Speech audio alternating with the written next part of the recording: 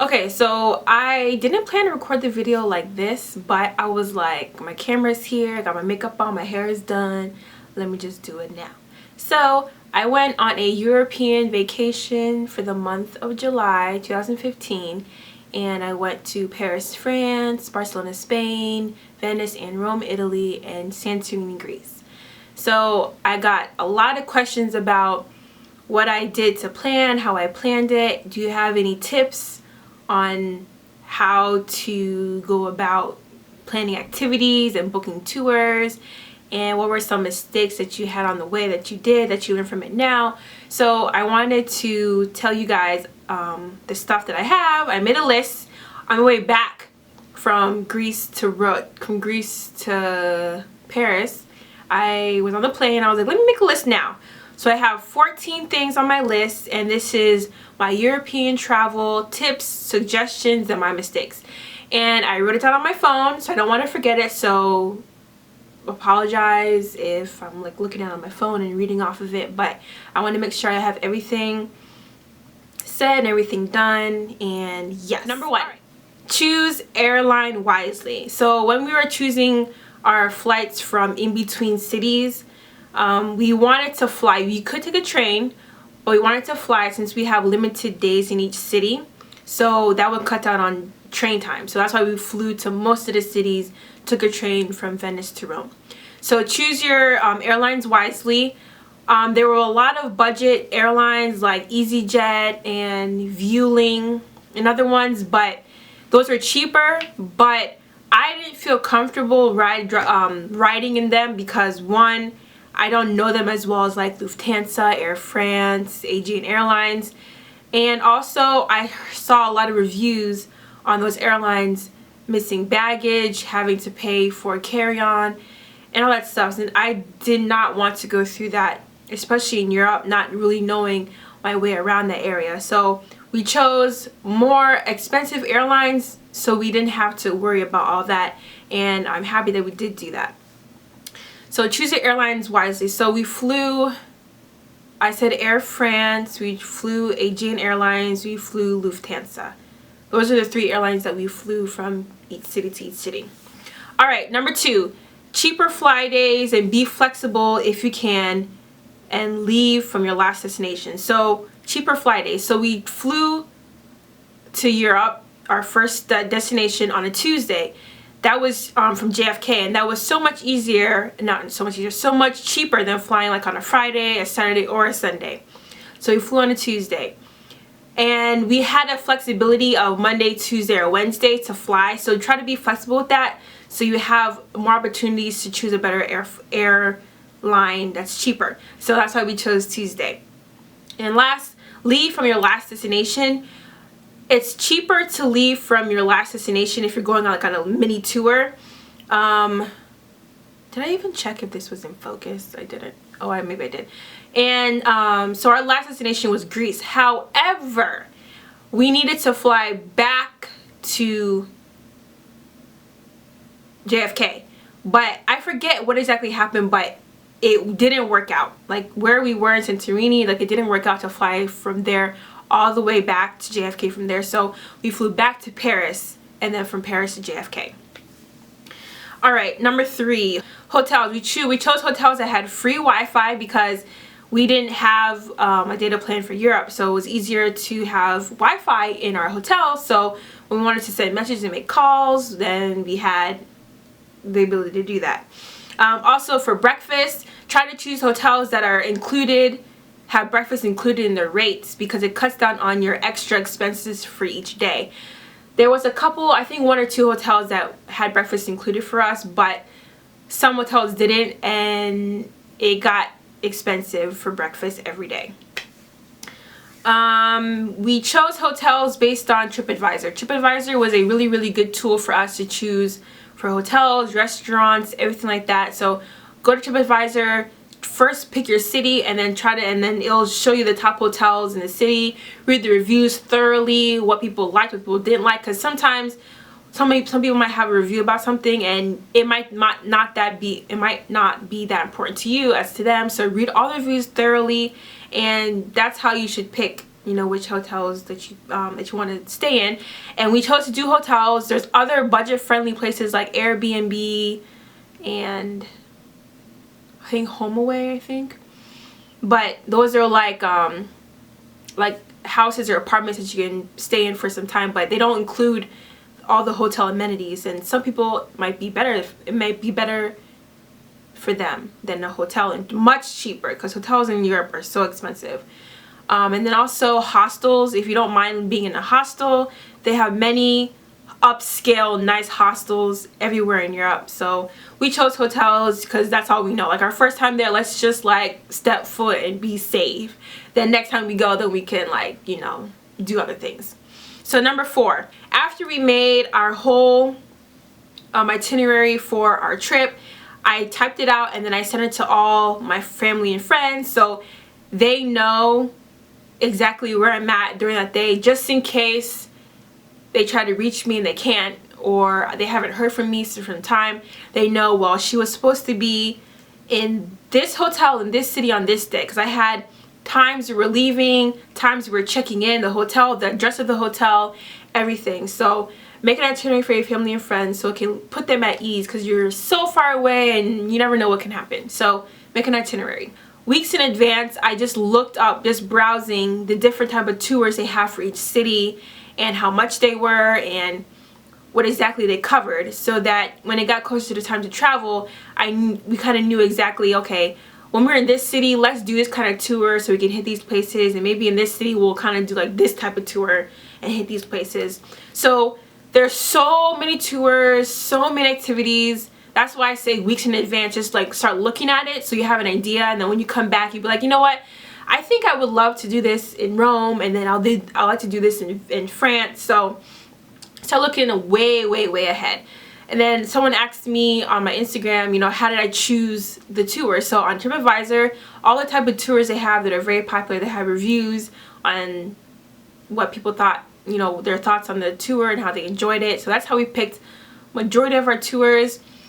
You can choose to pick a tour from the internet before you travel and book it, because some tours are very popular. Like the Eiffel Tower tour is so popular that it's hard to get a ticket, like a skip the line ticket, you know, to go up to the Eiffel Tower. So some tours you can book now, like when you're at home before you travel, so you have a ticket when you get there. But that's not necessary. Like we didn't do that. We booked our tickets like maybe the day before or the day of we wanted to tour, and we didn't really see it as a problem for us. When you get to your hotel, the hotel has their own set of tours, you know, they can provide for their people that are staying with them. So you can look at the ones online, and then maybe when you get to your hotel, see what they have and compare it, because the prices are always different. They may be cheaper for your hotel, and go from there. So there's so many tours, so don't feel like you need to book it so far in advance, because there's so many options from beforehand when you get there, walking around the city. So don't be too hung up on when to book it, but just know what you want to do, because there's so many options. Anything else I want to say about? We did a lot of bike tours throughout our whole European travels, and I thought that was the most fun, because when you're in Europe, you're going to be eating, and you're going to be eating croissants, crepes, pasta all the time, every day, all day. So it was nice to have a bike tour, to have a workout all day, but then it's so much fun. Like I fell in love with biking again from my childhood after coming back, because I haven't biked in so long, but it was so fun. Like so you just bike, like you don't have to, you just bike everywhere. Like it's so fun, and you just see the city in a different way than being on a bus or walking. Like it's so fun. And there was many different things. It was like 4-hour bike tours, Segway tours, 8-hour bike tours, like all day. Like we did all day bike tours. Like there were sometimes in France we did 8-hour bike tour, and then the next day another 8-hour, or we'll do like a 4-hour day and a 4-hour night, because night bike tours are fun too, because you get to see the city at nighttime with all the lights. So yeah, there's just so many tours, but I will list the tours that we used down below, because they were good. They were all good.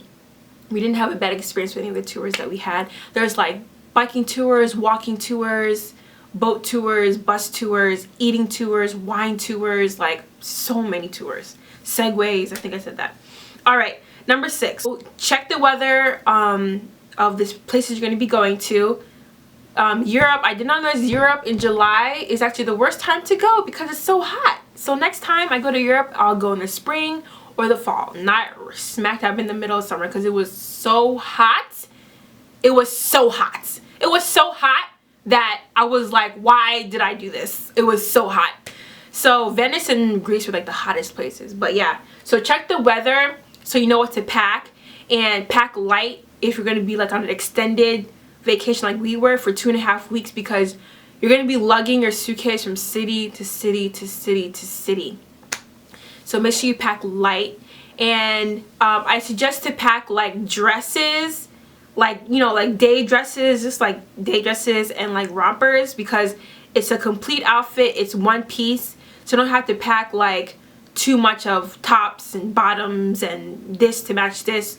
A dress and a romper is like a complete outfit. So I packed a lot of dresses, a lot of rompers, and a couple of shorts and a couple of shirts. Pack light in my case. So yes, pack light. I didn't pack. I packed one heel because I knew we'd be doing a lot of activities, so I didn't expect myself to be running around Europe in heels. So I packed one heel and never wore it. Activities. So I said, as I going back to the tours and stuff, most popular ones, look it up. Those are the ones you should book in advance, like Eiffel Tower ones. There are so many skip the line tours, and I advise you to buy those because those lines in Europe are so long. They're so long. So if you can buy a skip the line tour, or if it's included in a package, I would just suggest to get it because it helps a lot. Cuts down on time, and you can fit in more touring in your day. Plan your hair, and I knew that I needed to plan my hair in advance because I've had experiences over the years of having the wrong hairstyle at the wrong city at the wrong time. Like, why would you do that? So plan your hair. For black girls, this is all for you guys. Plan your hair. I did braids for Europe, and I thank God that I did, because I don't know how I would be wearing this or even my natural hair in Europe, doing it every day, up and down. No, no, no, no, no. So I'm so happy I did braids.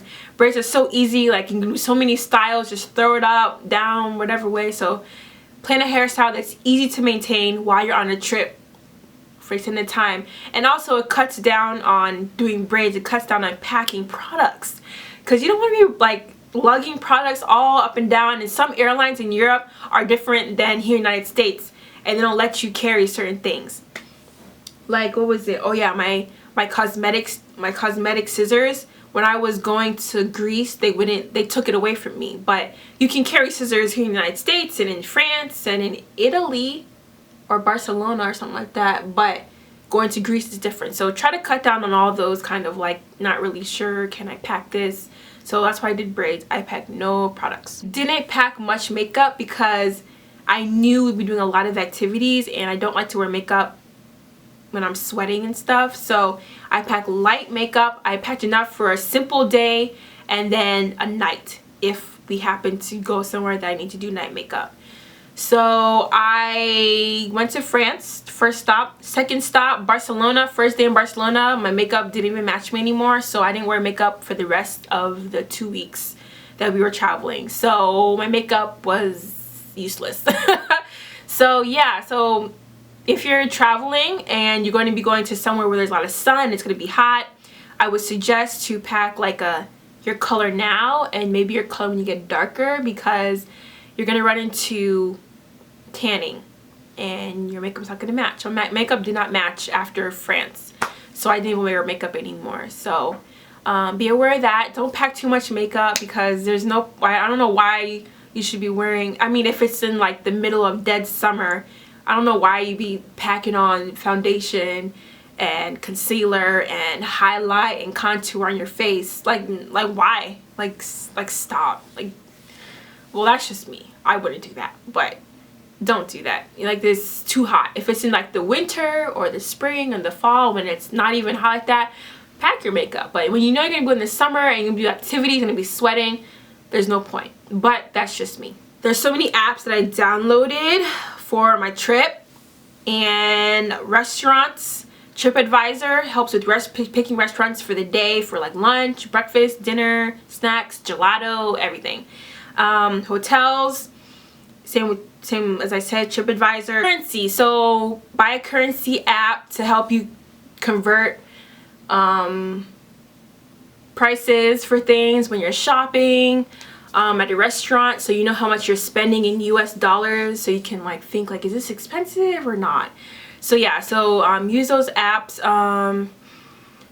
Euro is used all across. Some countries don't use euro, like, you know, London, like in Great Britain they use pounds. I don't know, you know, because there's countries, so you know, there's also pounds. So but we didn't have to run into using pounds anymore. So yeah. Okay, so Tripit is a great app. Tripit is the app my cousin told me to download before we went, and it, like, I don't know how to, like, it's like your personal assistant for your trips. So you download it and you type in all your emails that you use to like book your flights and hotels and everything, and it makes an itinerary for you on your phone. So there is great apps. So we wake up and be like, okay, what time is our flight? Look on Tripit, and it just sets like the days for you, what time you're flying, your airline confirmation number, like all the days. Like, it's perfect. So download Tripit, it's a good app. Google Maps is good, and Google Maps also works when you don't have data to, like, if you're in a place. This is what happened to me. I was in a place that had Wi-Fi, so I said, okay, I'm trying to go from here to here, got on my phone, pulled it up, and then when you leave the Wi-Fi area, the map still works for you. So Google Maps is good. WhatsApp is like the best app ever. Even now, like, even here in the United States, I use WhatsApp all the time. So WhatsApp, you can call on WhatsApp, you can text on WhatsApp, you can send money on WhatsApp, I think. I'm not sure, but call and text on WhatsApp just with Wi-Fi, no data. You don't even need, you can use like an iPad, you can have like an iPod Touch and have WhatsApp and text. So WhatsApp, so great. Money Track, I didn't use this, but my cousin used it, and it helped her track her spending every day. So she buy breakfast, put it in there, you know, it just tracks your spending for the day, kind of helps you if you have a budget for things. So that's that. Uber is great for transportation. Uber is in a lot of European countries. Uber is in a lot of European countries, but some countries didn't have Uber, so we didn't use it, we just use taxi. But if you have a place that, if you're in a place that has Uber, download the Uber app, get your Uber on. Uber is so convenient because you don't have to bring out any money to pay the driver. Ah, I love Uber. And I think that's all I used for the apps. Snapchat, I mean, those are for like social media stuff. Yeah. Instagram, Snapchat, share your stories, share your pics with everyone at home. Unlock your phone if you have like a phone that can use GSM and, you know, have a SIM card. Buy one, or your phone, check if your phone can do that. Get it unlocked with your phone company way beforehand. My mistake was waiting too close to our travel time, and there was so much drama with it, and I never got my phone unlocked. My SIM card never worked. So research on your phone if you can have it, put in a SIM card, unlock your phone with your provider way beforehand, or buy a phone offline that's unlocked, that uses SIM cards, GSM network, unlocked, all that stuff like that. Budget daily food, transportation, shopping and souvenirs. This helps cut down on overspending, because I overspent, my cousin overspent. So I didn't budget, which I should have, but I don't know why. I didn't really feel like I needed to, but maybe I should have. Next time I will. But budget for your whole trip. Budget like in this day, this is how much we're gonna. Oh yeah, we did budget. Oh, we did budget, like, but our budget just went out the door the first day in Paris. So make sure you have a budget, because little expenses that I didn't think would come up came up. Like what do you call it? Like breakfast that's not included in your hotel rate, transportation, booking tours, snacks, shopping, souvenirs, just little things that you forget. Oh yeah, this, you know, oh, there was one hotel where like breakfast was like 22 euro a day, and it's like if you're staying there for 3 days, that's like 60 something euro for that time. That's a lot of money. So budget that, budget your daily food and stuff. And if you have a tight budget, it'd be great if you could go to a local food market at every city you stop at and buy breakfast stuff, snacks, lunch, and then maybe spend money out on dinner time. So it all depends on what you want to do, but think about that. Train or fly between cities depends on your time and your budget. We flew to every city except for from Venice to Rome. We took the train only because it helped cut down on time and let us do more activities in a day. But if you can train it. If you can bus it, because it cuts down on like money like by hundreds. Like flights that we booked for like $250, a train is like $50 or $80 that we could have done, but we would have gotten to that place like way late or something like that. So if you have the budget to fly, I mean, by all means, it's fine. It's, you know, faster. But if you have if you want to take a train, the train in Europe was great. I liked it. I didn't mind if we trained it all the time because the trains are really nice and it's relaxing and you're on a train, and I don't know, it was fun. So yeah, but depending on your budget, train or fly. 14, I'm running out of light. It's getting dark in my video, so let me just wrap this up. Outlet converter. I bought 1 outlet converter. I meant to buy 2, but I forgot to buy the second one before I flew. But I would say before you leave, buy a couple. Buy 1 for each device, like your phone, your laptop, your camera, everything, like your mobile charger. Buy a converter for each thing because I didn't think to do that. I just bought 1, and it's just like, okay, your phone's dying, then your camera tries to charge. You only got 1 thing, so you're failing in life. So buy a couple chargers. You can buy chargers when you get you know, to your country and stuff, but sometimes they're expensive and you don't know if they're gonna work. So I would say just buy a good bunch of them before you leave so you can have for multiple devices. Buy 1 for each device. That's all I'm saying. And that's it. If you guys have any other questions on this video on European travel tips, tricks and stuff, or any kind of thing, let me know down below and I'll reply to your comment. Check out the videos, the vlogs from my European travel part 1, 2 and 3 are all up, and that's my whole thing, 1, 2 and 3. Check those videos out, link down below. And I think that's all I wanted to say. If there was something that I missed, I'll put it in the description box below. Other than that, thanks for watching. Check out my vlogs and I'll see you guys next time. Bye.